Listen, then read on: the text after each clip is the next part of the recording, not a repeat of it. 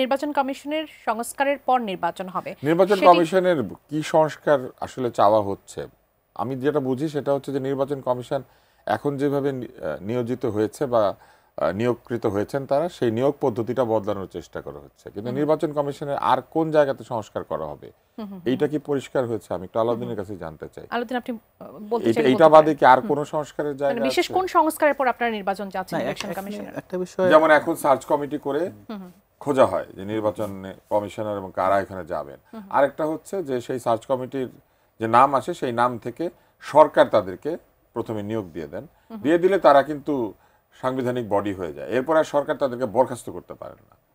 এখানে এই নির্বাচন কমিশনের সবচেয়ে বড় যে ফ্লটা সেটা হলো যে ছোট করে জানবো। আমরা নির্বাচন ব্যবস্থা সংস্কার কমিশন ইতিমধ্যেই নির্বাচন কমিশন কিভাবে সংগঠিত হবে এক জিনিস, আর কমিশন ব্যবস্থা সংস্কারের মধ্যেই কমিশন।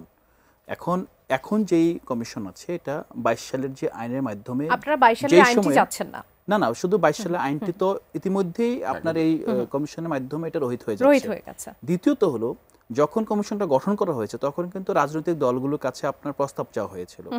এখানে কিন্তু সব দল প্রস্তাব দেয়নি, কারণ এমন একটা সময়ে এই নির্বাচন কমিশন গঠন করা হয়েছে। হাবিবুল আওয়াল যখন জাস্ট পদত্যাগ করলেন তার পরপর ওই সময়টা এই নির্বাচন কমিশন গঠনের জন্য প্রস্তুত ছিল না। পাশাপাশি দ্বিতীয়ত আমরা মেয়র ইশরাক কেসে দেখেছি নির্বাচন কমিশনের যে এখতিয়ার, ফল্ট দেখতে পাচ্ছেন?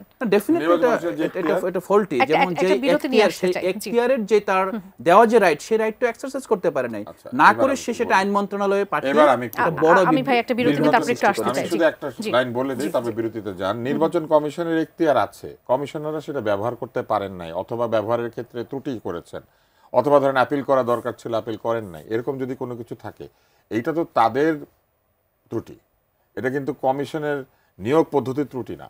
আপনি এমন একজন লোককে দিয়েছেন, ধরেন তার মেরুদণ্ড নাই, এখন সেই মেরুদণ্ডহীন লোকটি সরকারের সকল আদেশ মেনে নিচ্ছে, এইটা কি ওই নিয়োগ পদ্ধতির ত্রুটি নাকি এটা ওই সিস্টেমের ত্রুটি?